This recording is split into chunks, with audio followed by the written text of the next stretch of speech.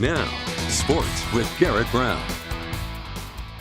Basketball is back in the Grand Valley with the high school hoops season officially back, and the Warrior Challenge once again tips off the season for a lot of local teams. We got a lot of games to get to, so let's get started with the tournament's namesake, the Central Warriors, who are looking to start off the Jim Schaefer era 1-0, getting tested early on against a top-ranked squad in the Lutheran Lions.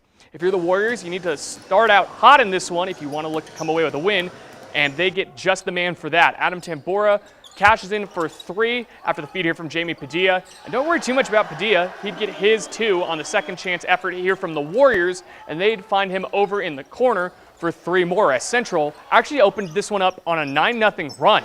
And the hot start shooting wasn't over there. This time around, they get it to Tyrus Kellerby from beyond the arc, and he buries it as the team in white and red opens the game up red hot from range. From there, the Warriors continue to play up to the Lions until the final stretch of the game, when Lutheran actually went on to outscore Central 20-13, and they do escape with the win at as narrow of a margin as possible at 61-60. Now let's hop on over to Fruita Monument with the reigning Southwestern League champs looking to start their season 1-0 and a high-profile Class 6A matchup with the Horizon Hawks. Spot a lot of Wildcat blue in those stands. It'd be the Hawks who land the first big blow via their big man, Sokolowski, here in the post.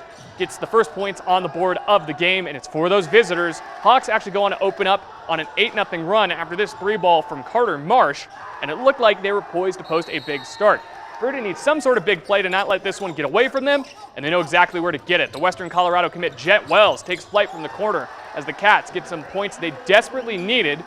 Big Josh Husky from there, after they get a little bit of a spark, gets some big-time buckets as the Fruita Wildcats' big man. And Fruita found themselves right back in this game, and the Fruita crowd loving what they're seeing. Horizon looking for some sort of response to slow down Fruita, and they're going to look to go back to the corner, but Jet takes flight with the rejection with a little umph behind it, then comes right back on the ensuing possession, and this time he finishes the job. Jumping in the passing lane, stealing the ball, and then going coast to coast, battling his way through contact there for the score. Fruita goes on to win another one-score game when this one's all said and done, 54-44.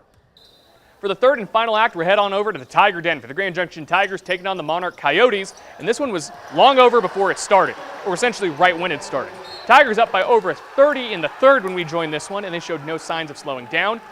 When they get the ball later on in the game, looking to close this one out, feeding the ball around before they get it to Will Wyrath, who buries that one from beyond the arc, and the Tigers were just cleared for launch all game long. Ethan Bunnell cashes in as well, as the Tigers coast in game 1, winning big, 72-46.